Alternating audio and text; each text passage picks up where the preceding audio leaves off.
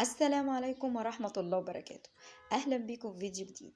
النهاردة هنعمل مع بعض القرص والقراقيش.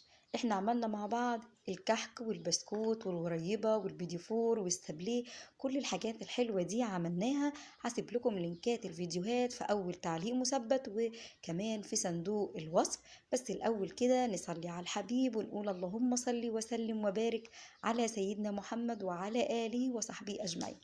كل اللي احنا عملناه النهارده ده من كيلو واحد من الدقيق، القرص الجميله دي، وعملنا كمان قراقيش وفضل معانا من الكحك عجوه وملبن، حشينا كمان بيهم القراقيش. تعالوا نسمي الله ونشوف كده المقادير. بسم الله الرحمن الرحيم. معايا هنا كده نص كوبايه من اللبن اللي هو الحليب دافي، حطينا فيها معلقه صغيره مليانه من السكر وكيس من الخميره. هنقلبهم كويس جدا وهنسيبهم نغطيهم ونسيبهم على جنب علشان يتفاعلوا مع بعض. نص كوبايه تكون دافيه، ولا سخنه ولا ساقعه. نيجي بقى للمقدار بتاع الإدام. معايا نص كيلو من السمنة الفلاحي، وتقدري تستخدمي أي نوع سمنة متاح عندك.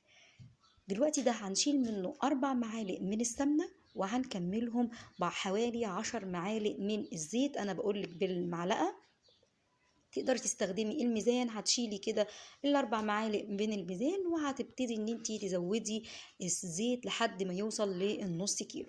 رفعنا السمنة على النار علشان عايزاها تقدح معايا. ومعايا هنا بقى الدقيق. معايا كيلو من الدقيق. الدقيق ده انا نخلته كويس جدا، لازم ننخله خلاص. وربع معلقة من الملح.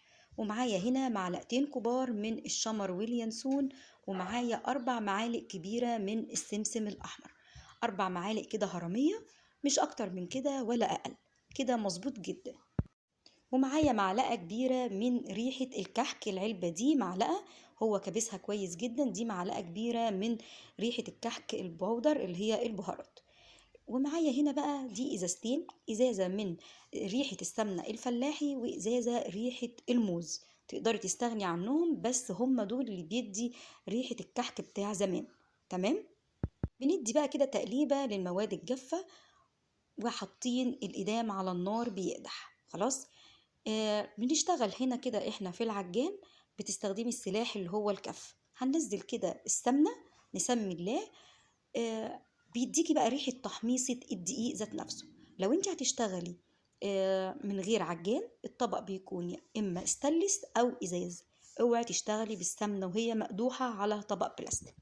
لازم ناخد بالنا من التكات دي، وتبتدي ان انتي تقلبي بمعلقة خشب لحد ما يبرد تماما. ونبتدي بعد كده ان احنا هنبسسه نفس طريقة الكحك. لو انت هتشتغلي على ايدك، هتقعدي نص ساعة تبسسي فيه، تشربيه كده في الإدام. على العجان ربع ساعة بس.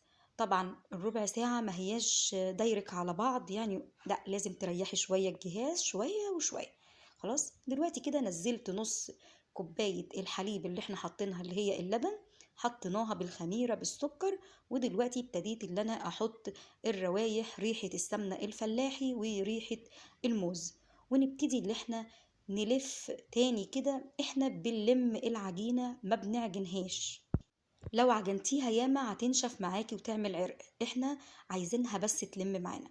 معانا نص كوباية تانية من اللبن من الحنفية. من وقت للتاني كده بنديها ايه، لازم نحاول نساعد العجان. تمام. ولازم نحاول ان احنا يعني مقدار العجان اللي عندنا، كل واحد يبقى عارف العجان اللي عنده بيستحمل، بيشيل الساعة بتاعته قد ايه من الدقيق. ما تحطيش اكتر من الساعة بتاعته. ولازم واحدة واحدة على اي جهاز كهربائي. هنعرف منين ان هي عايزة مية تاني؟ احنا عايزينها تلم معانا. الكوباية دي اللي كان مطرحها اللبن، حطينا فيها نص كوباية من المية. تقدري تستخدمي الكوباية المعيارية، والكوباية دي موجودة عندنا في كل البيوت. حطينا المية، بص ما خدتش نص كوباية كاملة. طبعا بيفرق من نوع دقيق لنوع تاني. اول ما لمت معايا بالمنظر اللي انتوا شايفينه، خلاص مش هحط سائل تاني. خلاص كده هنبتدي بقى اللي احنا نلمها ونختبرها كده. لا، ماسكه نفسها معانا، ما بتشققش. تمام، يبقى خلاص انتهى. هنبتدي بقى كده ان احنا نحطها على جنب ونغطيها بكيس وهنسيبها تريح بس. بلاش تغطيها بفوطة او بقماش علشان خاطر بيشرب من الإدام. لكن افضل حاجة ان انتي كده كيس نضيف بتفتحيه وبتغطيها. وهنبتدي على طول ان احنا نشكل العجينة الجامدة اللي معانا دي، ريحة وطعم. وبصراحة ريحة السمنة الفلاحي وريحة الموز بتقلب الدنيا، هي دي ريحة الكحك والحاجة بتاعت زمان. هنبتدي اللي احنا نشكل اول حاجة القرص. بناخد قطعة كده ونبتدي اللي احنا نبططها بالايد، تفرديها بالنشابة. مش مساعداكي ممكن تحطي كيس وتفردي عليه، بس هي العجينة جميلة جدا. خلاص، بتروح وتيجي معاكي. هنبتدي بقى بنظبطها عادي، ونبتدي بقى نجيب كوباية ونحاول ان احنا نقطعها. بلاش تعملي القرصة تبقى كبيرة قوي، لا، على قد الفتحة بتاعت الكوباية. نقي كده اصغر كوباية عندك الفتحة بتاعتها دي جميلة قوي. نيجي للصواني. الصواني ما بتدهنش، اي نوع صينية مش هتدهنيه، لان هما بسم الله ما شاء الله احنا حاطين ايدام ياما. خلاص، هنبتدي نشيل الزوايد دي وهنشتغل بيها تاني، واللي مش عاجباكي تشيليها براحتك خالص. هنبتدي ان احنا ناخد كده واحدة واحدة، وفي الأحرف دي مطرح التقطيع لازم نسويها علشان خاطر ما تتحرقش معانا. لازم نسيب مسافات في الكحك، في البسكوت، في القرص، كل ده لازم نسيب مسافة بين كل واحدة والتانية. دي طلعت معايا رفيعة قوي هتتحرق، هشيلها وهنستخدم العجينة تاني. وبعد كده هنجيب بقى الشوكة وهنبتدي ان احنا نعمل بالطريقة دي علشان ما تترفعش معايا. وهنسيب بعد ما هتشكلي القرص بتاعتك كلها والقراقيش والكلام ده، هنبتدي اللي احنا نشغل الفرن. هنيجي هنا نعمل القراقيش. بناخد بقى قطعة وهنلفها كده رول بالطريقة دي ونبططها، نحاول ما نخليهاش تبقى عريضة. المقاس اللي يعجبك هي بالطريقة دي كده، ده أفضل مقاس، هتطلع معاكي حجمها مناسب جدا. ونبتدي كده بالسكينة نقطع، يعني برضو ما تقطعهاش، يعني ما تخليهاش ولا طويلة والعريضة دي، لا، خليها كده زي ما انتي بتشتريها من بره. وهنبتدي برضو نساوي الأحرف بتاعتها وفي الصينية بعيد عن بعض. طب اللي احنا حطينا فيها العجوة والملبن، طبعا كانت العجوة والملبن فضلوا معايا من الكحك، فبنفردها ارفع من كده، ونحط كده العجوة او الملبن في النص، ونبتدي اللي احنا نلفها من هنا ومن هنا، ونخليها رول برضو، ونبططها بنفس الطريقة، ونقطعها بنفس الطريقة بالظبط. ولازم نساوي الأحرف، واللي برضو مش عاجباكي شيليها وحطي غيرها. أنا عملت بقى الكمية كلها، ونيجي بقى للتسوية.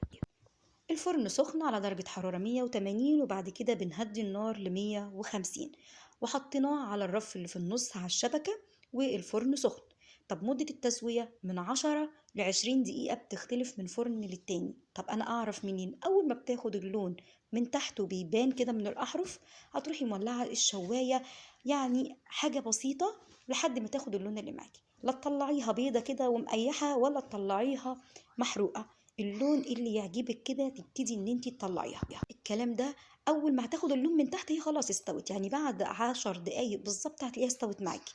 لكن بيختلف من فرن للتاني، اول ما اللون من تحت نبتدي من فوق. كلهم اخدوا نفس التسوية، بس لازم تاخدي بالك ان اول صاج غير اللي بعديه، لان الفرن يعني لما بيكون شغال مدة بيبقى سخن جدا. دي طريقة التسوية، واحنا اهو شفنا طريقة التشكيل وطريقة العجن، سهلة جدا ما فيهاش اي حاجة. لازم نسيبه لحد ما يبرد، وتاني يوم بتبتدي ان انتي تحطيه في علبة. وكل سنة وانتم طيبين، والسلام عليكم ورحمة الله وبركاته.